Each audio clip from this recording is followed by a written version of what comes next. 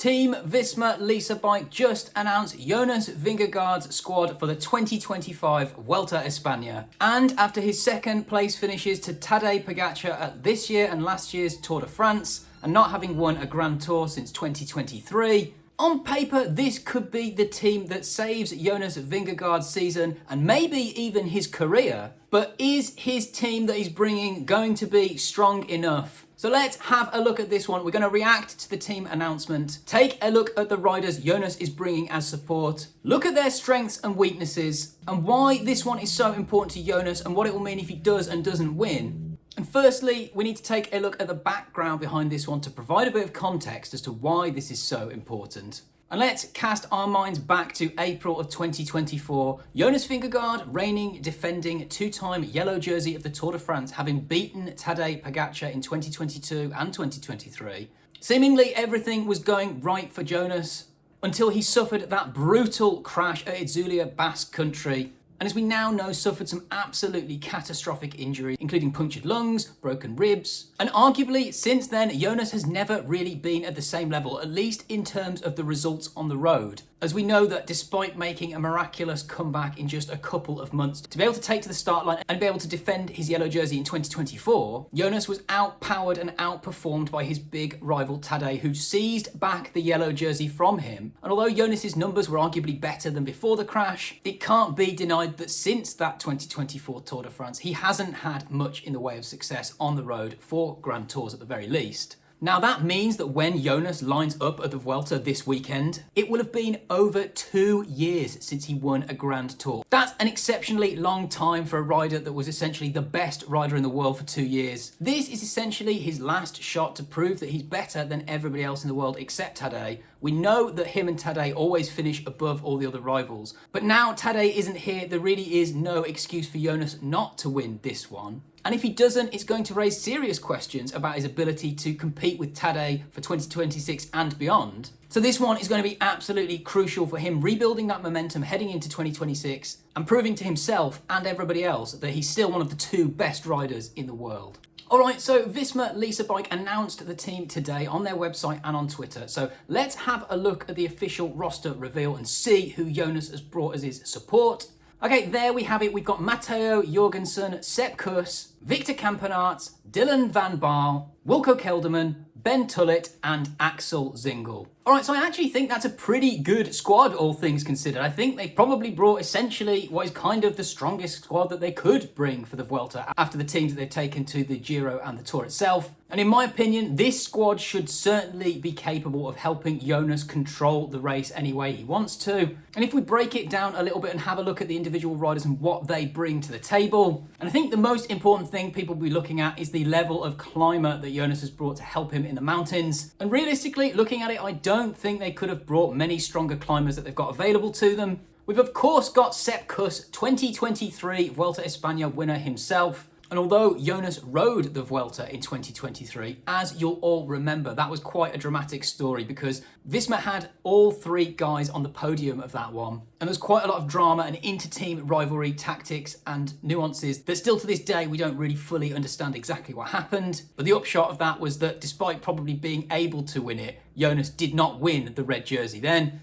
And whilst I don't think that that's going to play out this time, to be honest with you, I doubt that Sepp's even really a GC factor in this one. It's certainly a really important thing for Jonas to have a trusted, loyal, extremely strong climber that he can use on those mountains. And if Sepp is feeling good and is on strong form, then that gives them another tactical card to play against UAE.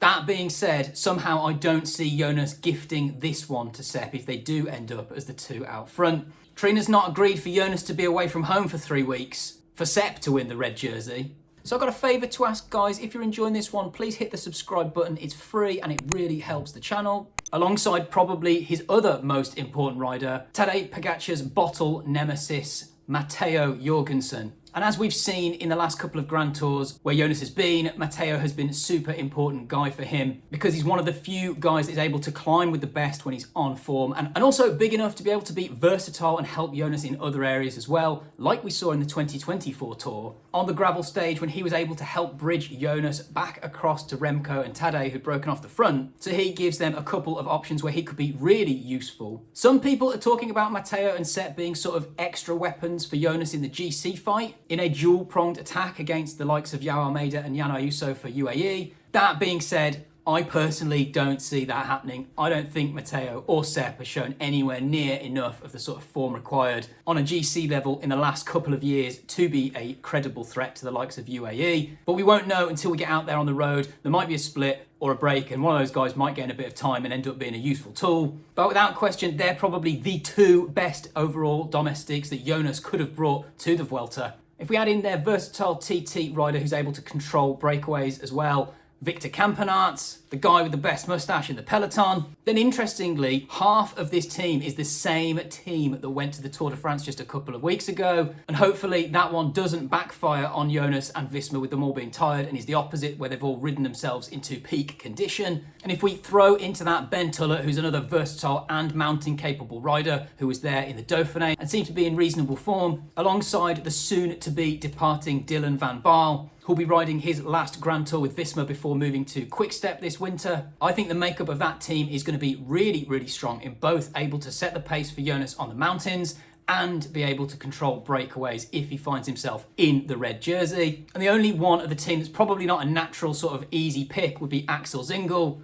I still don't think he's a bad shout. He definitely adds depth to the squad. He's got breakaway potential. The likes of Bart Lemon, Keanu de Brooks, and Christophe Laporte are either injured or only just come back from injury and not ready. Steven Kruijswijk is about 1,000,000 years old. So on that basis, people might not rate this team particularly highly, but I think it's really good in terms of what they had available and what they need to bring to the table to help Jonas. We know that this team has a lot of strengths that they'll be able to use to help Jonas. The depth in the mountains means that he won't be left alone early up against the UAE juggernaut at the end of stages. The likes of Sepp Kuss knows both how to win and how to sacrifice at the Vuelta. Jorgensen's continued improvement gives them another GC option, and the likes of Campenaerts and Van Baarle give them really good depth at controlling things on the flat. Personally, I think compared to many other Vuelta lineups that we've seen over the years, that this one's pretty stacked. The other benefit that the team has realistically is that Jonas is probably the strongest GC rider. It's a lot easier to support the best rider in the race than it is to try and support not the best rider in the race winning it. That being said, it's not perfect. There are definitely a few weaknesses that could be exploited by UAE and the other teams. The other worry is the superstar team of UAE and the fact that they do have two legitimate GC contenders that could be rivals for Jonas, and that essentially Jonas doesn't really have that in his team. Whilst we mentioned Sepp and Matteo may be GC options, I don't think they're even in the same universe as Joao Almeida and Juan Ayuso, and realistically they might be the three strongest riders in the race and may find themselves at the front of the race, just the three of them, on more than one occasion, which does leave Jonas exposed a little bit if you ask me. There's no Roglic like in 2022 to help him roll attacks on Pogačar. Instead, he's likely to be the one that's getting attacks rolled on him and he has to respond. But that being said, do Visma have anybody that fits that description? I don't really think so. So I'm not sure they could have brought anybody that was going to help Jonas in that situation anyway. And alongside the team roster announcement, we had some words from Jonas and Team DS Grisha-Nierman about their thoughts ahead of the Vuelta. And Jonas said, "I'm looking forward to this Tour of Spain. After the Tour, I finally took some rest and then started my preparations for this next main goal of my season. In recent weeks, I've been on an individual training camp with support from the team. I rode my first Grand Tour here in 2020, which we won with Primož Roglic. In 2023, we completed our trilogy here and even stood together on the final podium in Madrid. Hopefully, we can add some more great memories this year." Team boss Grisha-Nierman, who arguably had a bit of friction with Jonas during the Tour, now seemed to have smoothed out any issues that they had, and he said, "The overall win is our big goal. There's no need to be coy about that. Jonas is our leader and our biggest chance for the overall victory. But with Sepp Kuss, we have a former winner at the start, and Matteo Jorgensen has recovered well after the Tour de France. Together with Wilco Kelderman, Ben Tullett, Victor Campenaerts, Dylan van Baarle and Axel Zingel, we have a team that can support Jonas in every situation."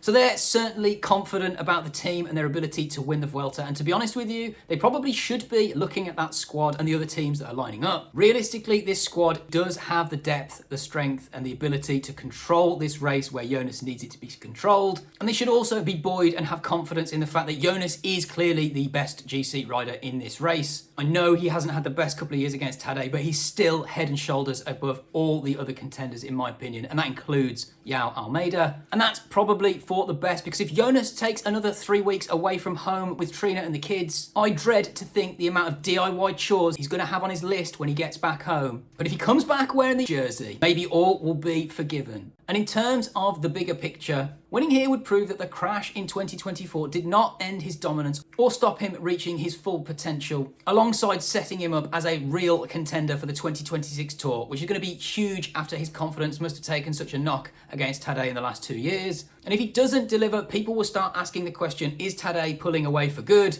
And I'm going to make a bold prediction, which is that if he somehow doesn't win, I don't think it's going to be many more years we've got left at Jonas's absolute peak. I think he's going to start to think about retirement. This Vuelta could be the key to him continuing on for a few more years, or maybe deciding to hang it up early. So this is the team that Visma trust to back Jonas at the Vuelta and help him win that red jersey. Is it enough to save his season? Maybe even his career, and end his 2-year Grand Tour drought? Or will the slick superstar combo of UAE's Juan, Ayuso and Joao Almeida be able to put on the pressure and bully Jonas into submission? Let me know your thoughts in the comments below. With only a few days left until the Vuelta, we won't have to wait long to find out. And I'm super hyped. I think this is going to be one of the most exciting Grand Tours we've seen for a long time. So make sure you like, comment, most importantly subscribe for more pro cycling and Vuelta news over the next few weeks. Thank you for watching, and catch you on the next one.